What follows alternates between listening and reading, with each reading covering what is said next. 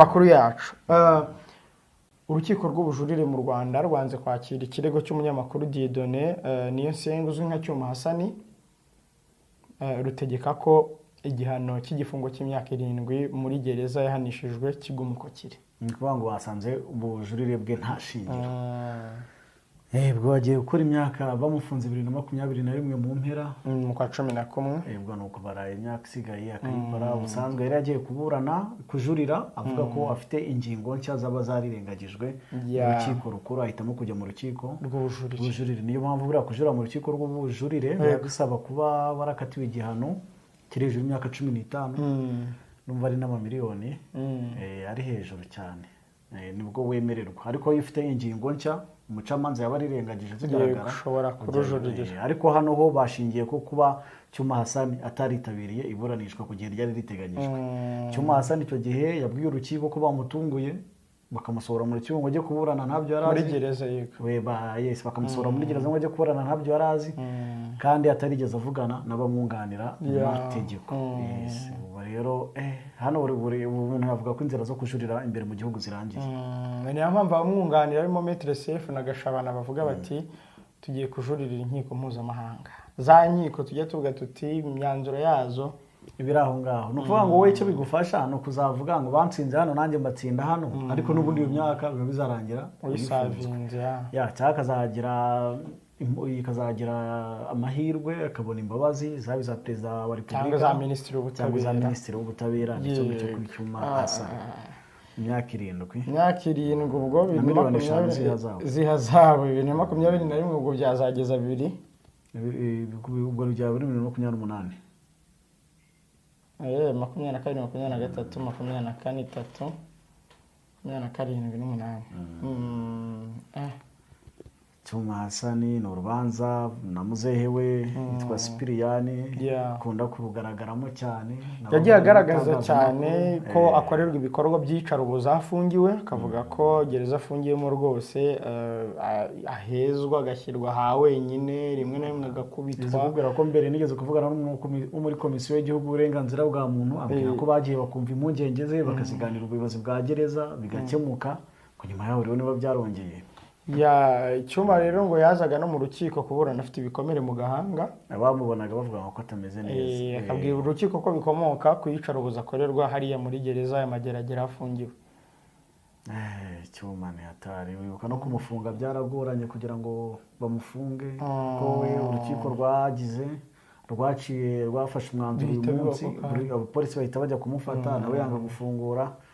Byari birebire cyane, ariko namwifuriza kwihangana nawe akazandika agasaba imbabazi akareba icyakurikiraho.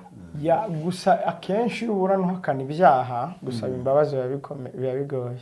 Wese bayingabire ko bazibahaye sibaburanaga bahakana.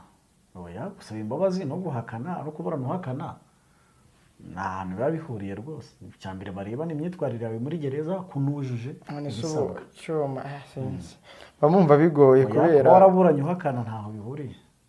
Kuza mu rukiko avuga ngo bikomere ngo iyicarubozo ngo iki, noneho mu gitondo kumva ngo arasaba imbabazi. None kiba cyamuhamye yakora iki?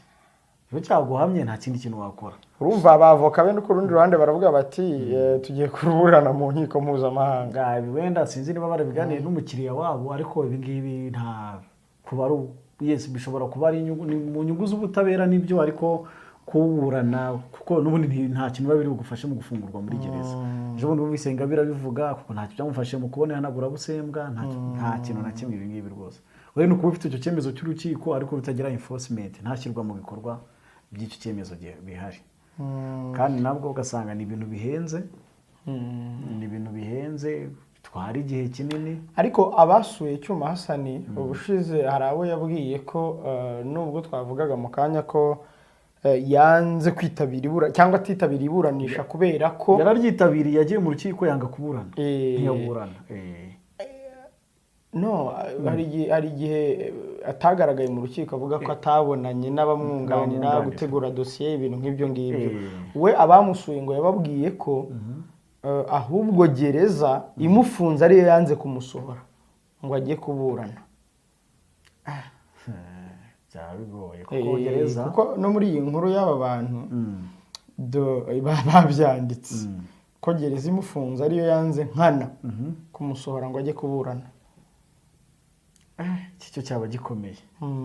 Icyo cyaba gikomeye. Niba gereza ikura umuntu i Kigali ikamujyana kuburanira Nyagatare, uburanira i Kigali ikanga kumusohora ngo uburane, none se kandi kantu iki kintu cyaba gikomeye ku butabera, cyaba gikomeye. Ntacyo abamwunganira babivuzeho, ntacyo bavuga. ntago aya makuru n'ay'abanyamategeko bamwunganira, ari bavuga ko urukiko rwanze, gereza yanze kumusohora. kuko urumva kimwe mu bintu bishobora kuba bitumye uru rukiko rw'ubujurire rushimangira ko akomeza gufungwa harimo no kutitabira atari impamvu zimuturutseho, kako kaba ari akarengane gakomeye. Urumva ahangaha rero ntuza yaba akiyifite amahirwe yo kujurira mu gihe haba hajemo akarengane, kuko mu Rwanda itegeko ritanga ubwisanzure cyangwa ritanga ubundi burenganzira gusubirishamo urubanza ku mpamvu z'akarengane.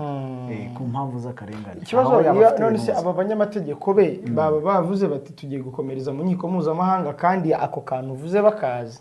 Niba nabo bavuga bati tugiye gukomereza mu nkiko mpuzamahanga kandi itegeko ritanga, kuvuga ngo kusubirishamo urubanza mu nkiko ku mpamvu z'akarengane ni ibintu bisanzwe. Wandikira perezida w'urukiko rw'ikirenga, noneho ukandikira n'ubugenzuzi bw'inkiko bukagenzura iyo dosiye koko bukarebamo. Urumva nabwo buba bufite amakuru bukareba koko niba gereza yaranze kumurekura nkana ngo aze kuburana, ako kaba ari akarengane. Mu gihe rwaba rwaremeye kumuburanisha ariko ntahagere kubera ko atari impamvu zimuturutseho, kaba ari akarengane perezida w'urukiko rw'ikirenga n'abagenzuzi b'inkiko bose bareba. Ahubwo ikibazo wamugani gute icyo kintu aba bamwunganira baba bakizi, bakavuga bati ibyo mu Rwanda birarangiye reka tujye muri mpuzamahanga. Urumva aho niho nanjye mise nibaza nti baba bagiye muri mpuzamahanga gute kandi bari bamwe mu bemeza ko gereza ishobora kuba yaranze kumusohora nkana. Biragoye. Nabonye ibintu by'abanyamategeko bisigaye bigoye kubisobanura, kuko kubwira iki ngiki uribuka ubwo tugarutse kuri ya nkuru ya wa mwana w'Inyanza, umunyamategeko umwe ati rwose mu rugaga rw'abanyamategeko ati ntabwo umwana yafunzwe amezi 2, nta nubwo yaburaniye mu ruhame ngo yaburaniye mu muhezo. Umwunganira akatubwira ati umwana kuva yafungwa ni njye umwunganira, kandi ni amezi 2. Biragoye rero kuri kesi ya Cyuma Hasani, kandi urabizi ko ubundi iyo hajemo ikibazo cy'umunyamakuru hakazamo ikibazo cy'umunyepolitike, ikibazo ubu ngubu bamwe barimo baramuburanisha nk'atari umunyamakuru. Urimo n'ubundi kuko icyaha yahamijwe kuko ari kwiyitirira umwuga, ngo no gukoza isoni inzego z'umutekano, ibintu nk'ibyo. Ni nayo mpamvu kuko iyo ababurana nk'umunyamakuru yaba yunganirwa n'abantu bamenyereye imanza z'abanyamakuru n'ibibazo by'itangazamakuru, ariko ntabwo ari bafite kuhanaburana nk'umuntu utari umunyamakuru. So ngibyo hari n'umuntu umwe wigize muri leta ariko Cyuma kuki mukomeza kumwita umunyamakuru. None se umuntu niba yarakoreye cyangwa yarakoze imenyereza mwuga ku kigo cy'igihugu cy'itangazamakuru, agakorera ibitangazamakuru bindi bitandukanye, nawe yaranabivugaga ati se bankoreshaga nk'umupuranto, agakora itorero ry'igihugu nk'umunyamakuru impamyabigwi nk'ibyo yavuze, kuki uramukura se mu bantu gute? Ushobora gukora icyaha gitandukanye n'umwuga, ariko ntabwo wavuga ngo ntabwo wakora, ukaba ari ukwihakana umuntu kandi ubizi. Kandi ikindi niba urukiko bwa mbere se ko yari yarekuwe, bwa mbere yari yarekuwe kwa 3 ngira ngo 2021 bemeza ko nta kibazo afite ko ari umunyamakuru, kuko yaberekaga ikarita y'Ishema TV ariko ntabone ikarita y'urwego rw'igihugu rw'abanyamakuru bigenzura. Ariko nyuma baza kuza barajurira basanga umunyamakuru mu Rwanda akwiye kuba afite iriya karita, we arayibura, kandi nawe nyuma akagaragaza ko yagize ubushake bwo kwigira. Urumva rero kuva wavuga ngo umuntu we bwaravugagira ko ari umunyamakuru, ntabwo wamukura mu banyamakuru rwose.